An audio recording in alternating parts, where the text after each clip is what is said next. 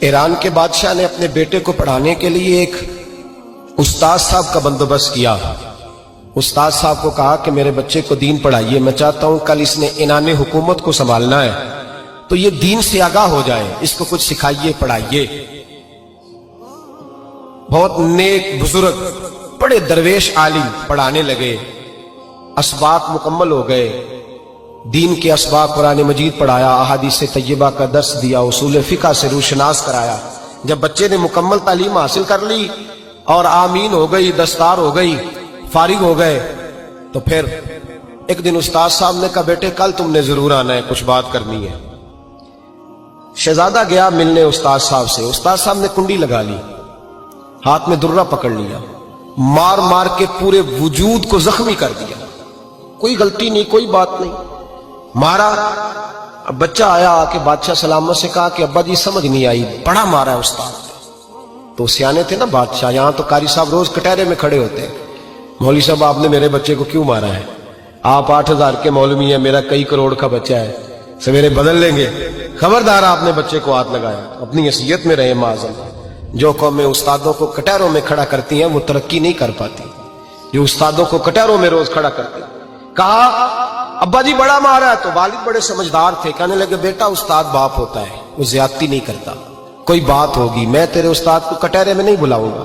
اماں سے بات کی، اماں کہنے لگی بیٹا میں تیرے باپ سے کیسے بات کروں، ڈر آتا۔ وقت گزر گیا، 22 سال بیت گئے، 22 سال گزر گئے، بادشاہ کا انتقال ہوا، شہزادہ تخت پہ بیٹھا، پہلا حکم یہ دیا کہ میرے استاد کو بلاؤ، پہلا حکم۔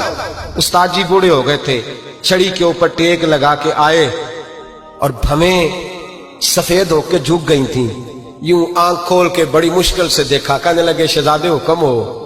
کب میں شہزادہ نہیں، اب میں بادشاہ بن گیا ہوں۔ استاد جی 22 سال بیت گئے، آپ نے مارا تھا، پر وہ درد چونکہ زیادتی کی تھی، میرا قصور کوئی نہیں تھا، تو نہ میری روح سے درد گیا ہے نہ میرے جسم سے گیا ہے، میں بے اختیار تھا، پوچھ نہیں سکتا تھا، آج با اختیار ہوا ہوں۔ سب سے پہلے پہلا حکم آپ کو دیا، بلایا ہے، بتائے کیوں مارا تھا، کیوں مجھے مارا تھا، میری زیادتی بتائے۔ تو استاد، بوڑھے استاد کی آنکھیں آنسوں سے بھر گئیں، کہنے لگے بیٹے بس آج کے دن کے لیے مارا تھا، یہ جو دن آ گیا نا میری زندگی میں اس لیے مارا تھا، یہ میں چاہتا تھا میری زندگی میں وقت ہے، آج کے بس میری مراد پوری ہو گئی۔ کہا صاحب کس لیے، مجھے بھی سمجھائے۔ آپ فرمانے لگے کتنی دیر ہو گئی تجھے مار کھائے ہوئے، کتنا زمانہ بیت گیا؟ کہنے لگا 22 سال۔ فرمایا زخم بھولے تو نہیں، درد ختم تو نہیں ہوئی، تمہیں بات ایک منٹ کے لیے بھی تمہارے حافظے سے محو تو نہیں ہوئی؟ کہا استاد جی روز رات کو یاد آتی، روز خیال آتا تھا۔ استاد کہنے لگے بھائی تو بے اختیار تھا، پوچھ نہیں سکا، 22 سال تجھے یاد رہا، مجھے پتا تھا تو ایک دن حکمران بنے گا، میں نے تجھے اس لیے مارا تھا کہ بیٹے یاد رکھنا، کسی پہ ظلم نہ کرنا، اگر تجھے 22 سال تک یاد رہا ہے تو جس پر تو ظلم کرے گا اسے بھی قیامت تک یاد رہے گا، اور یہ یاد رکھنا تو آج با اختیار ہوا تو تو نے مجھے بلا لیا ہے، قیامت کے دن غریب با اختیار ہو جائیں گے، مظلوم با اختیار ہو جائیں گے، وہ با اختیار ہوں گے للہ الواحد القہار، رب کریم کی بارگاہ کے اندر ان کا اختیار ہوگا، اکیلے اللہ کی حکمرانی ہوگی۔ پھر وہ بلائیں گے بڑے بڑے کج کلا، دنیا میں جن کی پگڑیاں اونچی تھیں وہ سر جھکائے کھڑے ہوں گے، دنیا میں جو ڈکٹیٹر بنتے تھے ان کی پشتیں لال ہوں گی، ان کو غدار لکھا جائے گا، قیامت تک نہیں بھولے گا۔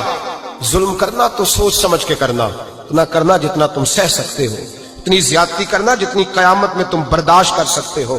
میرے نبی کریم صلی اللہ علیہ وسلم نے فرمایا ظلم سے بچو، یہ قیامت کے اندھیروں میں سے ایک اندھیرا ہوگا، زندگی میں زیادتی نہ کریں، اگر تھوڑی دیر کے لیے کوئی چیز برداشت کر جائیں گے تو وہ فائدہ دے جائے گی، کچھ دیر کے لیے اگر سہ جائیں گے تو نفع مل جائے گا، سہنے کی کوشش کریں۔